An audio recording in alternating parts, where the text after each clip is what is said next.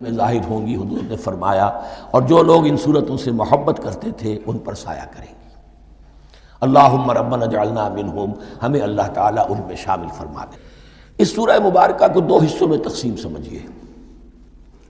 ویسے تو یہ کہ رکوع آئیں گے، پارے بھی بدلیں گے اس میں، لیکن حصے دو ہیں۔ پہلے حصے میں اصل روئے سخن سابقہ امت مسلمہ سے ہے، یہود سے، بنی اسرائیل سے۔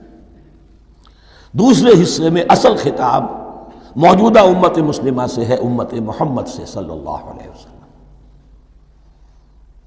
پہلے حصے میں 18 رکوع ہیں لیکن آیات 152 ہیں۔ دوسرے حصے میں 22 رکوع ہیں لیکن آیات 134 ہیں۔ گویا کہ اس سے آپ کو توازن نظر آئے گا کہ اگرچہ ادھر رکوع کی تعداد کم ہے 18 لیکن آیات کی تعداد زیادہ ہے 152۔ دوسرے حصے میں رکوعوں کی تعداد زیادہ ہے 22 لیکن آیات کی تعداد 134۔ اسی لیے اس کا ایک نام میں نے تجویز کیا ہے، وہ اس لیے تاکہ کچھ حقائق آپ کے ذہنوں میں ان ناموں کے حوالے سے بھی انشاءاللہ محفوظ ہو جائیں گے۔ سورۃ الامتین، دو امتوں کی صورت، اس لیے کہ تقریباً نصف اس کی ساری بحث جو ہے، مرکزی بحث، وہ سابقہ امت مسلمہ بنی اسرائیل، اور دوسرا نصف اس میں سارا خطاب وہ ہے موجودہ امت مسلمہ یعنی امت محمد صلی اللہ علیہ وسلم۔ اس کا جو پہلے 18 رکوع ہے یا پہلا حصہ ہے، اس کے اندر ڈویژن فردر ہوگی ورٹیکل، عمودی۔ پہلے 4 رکوع، پھر 10 رکوع، پھر 4 رکوع۔ لیکن جو 22 رکوع ہیں دوسرے حصے کے، دوسرے نصف کے، اس میں ڈویژن جو ہے جو ہاریزونٹل ہے، وہ افقی تقسیم ہے، عمودی نہیں، افقی۔ وہ میں بعد میں بیان کروں گا جب ہم وہاں پہنچ جائیں گے۔ ان کو پہلے سمجھ لیجئے کہ اس پہلے حصے کی جو تقسیم میں نے کی ہے، پہلے 4 رکوع، پھر 10 رکوع اور پھر 4 رکوع۔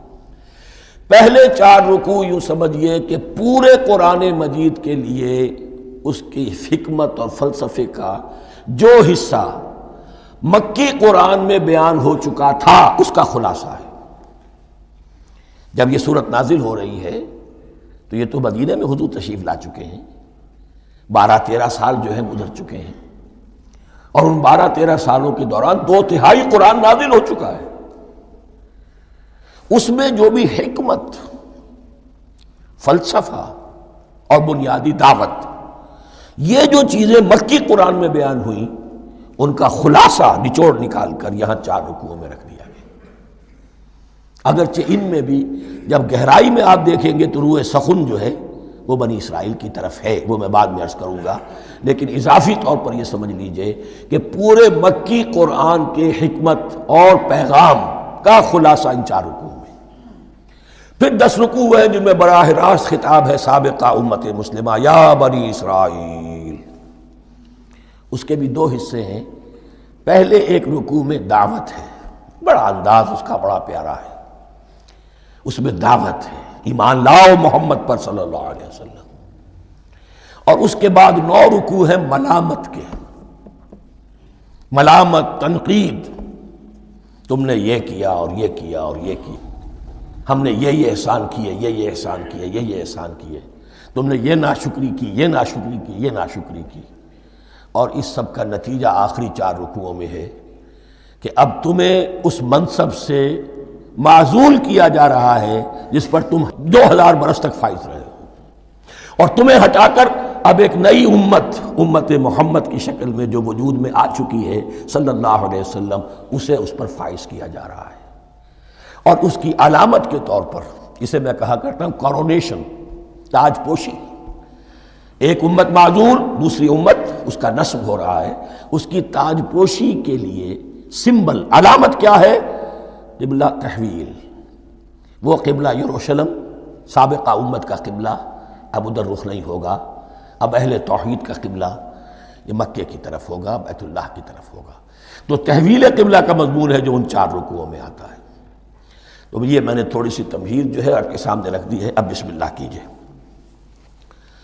بسم اللہ الرحمن الرحیم، الف لام میم۔ الف لام میم یہ حروف مقطعات ہیں، یہ علیحدہ علیحدہ پڑھے جاتے ہیں، علم نہیں پڑھ سکتے اس کو۔ الف لام میم، ہا میم، ہا علیحدہ میم علیحدہ، اگرچہ لکھے ہوئے ہوتے ہیں جڑے ہوئے، کاف ہا یا عین صاد لکھے ہوئے جڑے ہوئے، پڑھے جائیں گے علیحدہ علیحدہ، قطع علیحدہ کرنا۔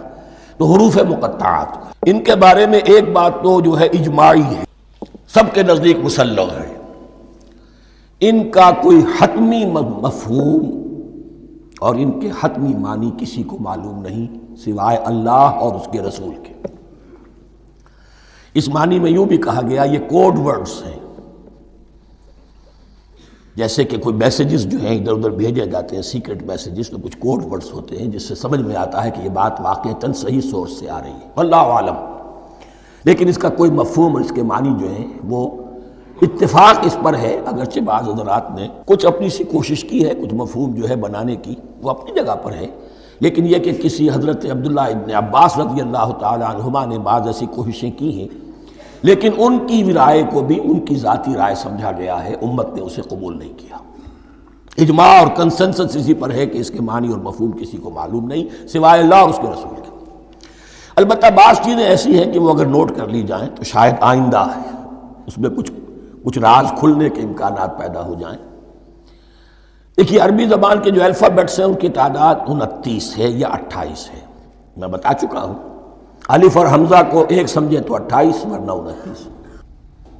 پہلی بات یہ نوٹ کیجئے، قرآن حکیم کی 114 صورتوں میں سے 29 صورتوں میں ان کے شروع میں یہ حروف مقطعات آئے ہیں۔ دوسری بات یہ کہ اس میں 28 کا نصف کیجئے تو 14 استعمال ہوئے، 14 نہیں استعمال ہوئے، بالکل آدھی تعداد استعمال ہوئی ہے۔ تیسرے یہ کہ جو شروع اور آخر اور درمیان 3 حصوں میں تقسیم کر دیجئے آپ، 9 9 9 پنواڑی 27، ایک طرف 10 رہ جائیں گے۔ پہلے حصے میں سے بہت کم حروف لیے گئے، بہت کم، آخری حصے کے تقریباً تمام حروف ہیں تقریباً۔ درمیانی حصہ وہ ہے کہ جس میں آپ نے دیکھا ہے کہ عربی میں جوڑوں کی شکل میں ہے، صاد ضاد، فرق کیا ہے نقطے کا، سین شین فرق کیا ہے نقطوں کا، را زا فرق کیا ہے نقطے کا۔ تو جو بھی نقطے والا لفظ ہے وہ نہیں لیا گیا، اور جو بغیر نقطے کے غیر منقوط ہے وہ لیا گیا۔ پھر اس میں 3 صورتیں ہیں جن میں ایک ایک حرف آیا ہے، سورہ قاف، سورہ نون۔